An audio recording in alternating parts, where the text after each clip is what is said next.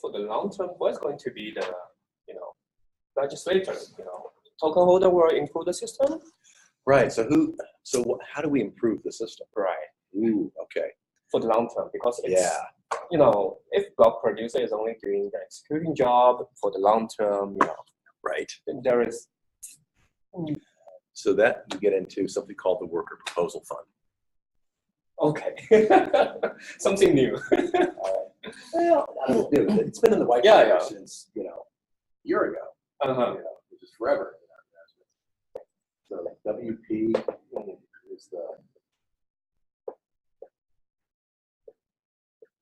is the worker proposal fund. So inflation, I mentioned inflation, there's 5% inflation. And in our default software, see how far to the left I can go with that, completely vanishing from the screen. Yeah. So 5% inflation goes two places, 1% and 4%. Right. Block producers are going to have to share 1%. And then the 4% of the 5 is going to go into this worker proposal bucket. And right now, there's no way to get money out of it. Because we haven't written the code yet. And so I'm actually working with a team of community volunteers to devise a system for people to come up with projects. I think we should have bug bounties. I think we should have all sorts of different system improvement concepts, which could be proposed by block producers because they're very technical.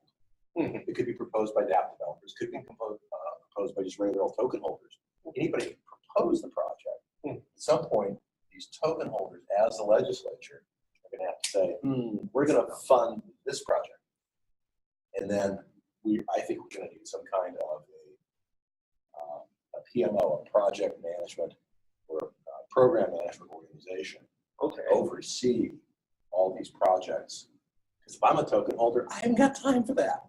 Yeah, exactly. I don't want to sort through 1,000 proposals, narrow it down to 20.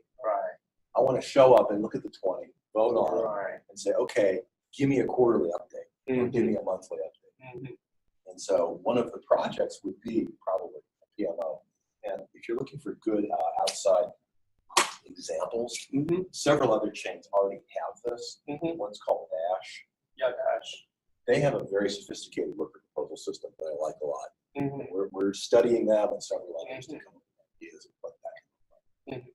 So long-term improvement for the system will be funded out of the worker proposal bucket, because if you don't have that, everyone's going to say, yeah, we need to improve this part of the software. You pay for it. No, you pay for it. I don't want to pay for it. Well, why should I be? I don't want to be the only one to pay for it. And we see that kind of bickering on other chains all the time. So having a funding mechanism is crucial. And then we need a way to allocate funds and keep people accountable and so forth. For information, this 4% has not been written on the white paper. What? No, not at all. So it's developing, sometime probably last year. Yeah, okay. Sorry.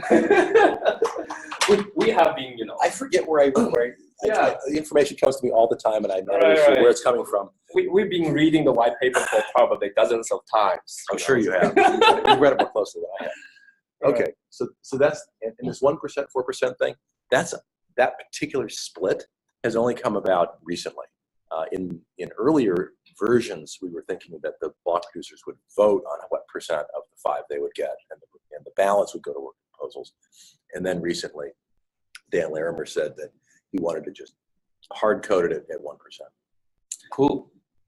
So there's no bidding, there's no voting at this point in terms of the divide. Okay.